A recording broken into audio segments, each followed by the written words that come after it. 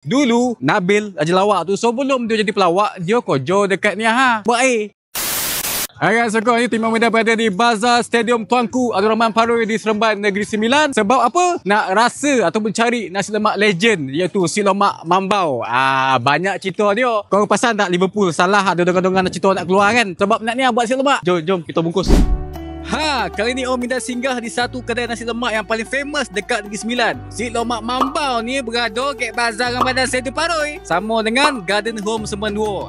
Nampak cakap negeri dia nah. Selain daripada ayam berempah, dia juga ada ayam rendang, sotong dan bermacam-macam lauk lagi. Lagi satu, kalau korang nak tahulah kan, nasi lemak Mambau ni dah berniaga lama, daripada tahun 2012 lagi. Bro Syuk, macam salah. Ingatkan salah tadi. Salah tu? Salah alamat rupanya. Okey, so far macam mana nasi lemak Mambau sehari tu berapa bungkus boleh habis? Alhamdulillah, sekarang ni dalam tak banyak lah. Dalam 250 ke 300 bungkus.